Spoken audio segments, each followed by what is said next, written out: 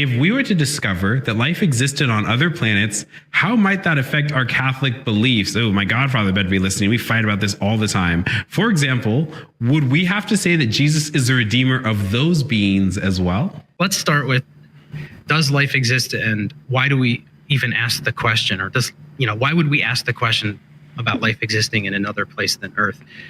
People believed historically in angels across cultures, and it's interesting that the whole notion of extraterrestrial aliens really isn't there in our consciousness until the creation of rockets. If you look at it, the historical timeline, when we started creating vehicles that could go up above the atmosphere, then we started thinking about, will we encounter something that's similar to what we have here on Earth? So it's more of a question, I would say, from us than based on any evidence that we have. So it's very speculative, and it's really coming exclusively from us without any evidence of that happening. I mean, they'll find water, which you would think is a very common compound throughout the universe, on an evidence of water on another planet. It must have life. It's such a jump. So that's a first thing. I also think if you look at that historic archetype of angels, which, across cultures, people believed in that. It's interesting how in our modern mode, in the modern world, we've taken modern imagery and sort of continued with that archetype in a kind of secular sense. So I think of sort of the idea of maybe take a brand like Transformers. The whole idea, there's this angelic warfare happening between good and evil entities that come from outer space. They're alien technology, but really, if you get at the core of it, it's tapping into that same archetype of the angelic.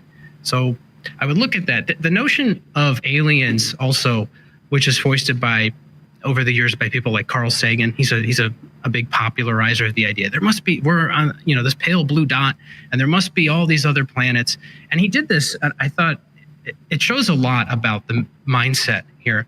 He did something on a blackboard where he started listing the variables that would determine that life was present on another planet. And he lists a number of variables. I thought to myself, he said there must be life on at least this many thousands or millions or billions and billions of planets.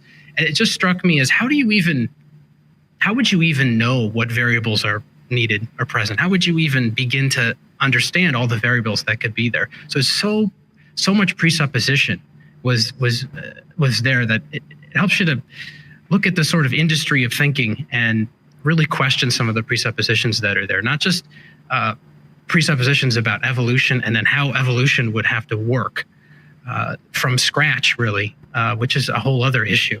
But something that really is an extreme set of presumptions. So that's one aspect to that whole question.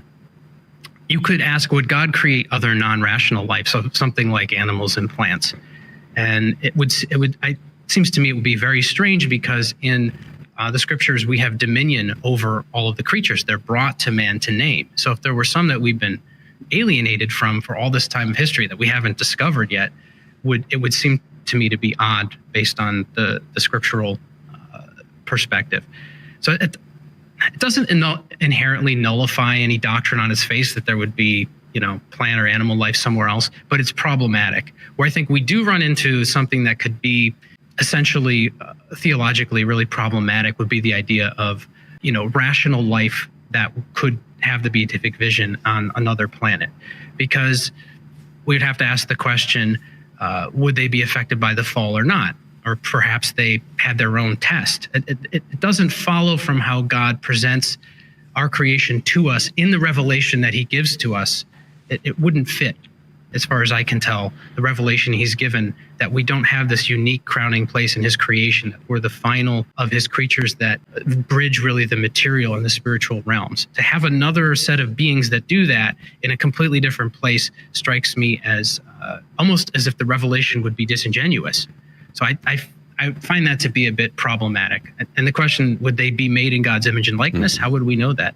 Would they need their own redeemer? It would seem to nullify the unique nature that Revelation tells us is conferred to Christ. So if tomorrow I read in the newspapers, oh, they're aliens and they're landing, I would almost certainly chalk it up to a hoax. That's what I would assume.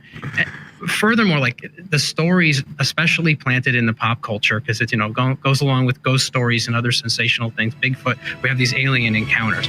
That's not to say people haven't experienced very strange things and they're not telling the truth, but very often those things can be explained through spiritual warfare.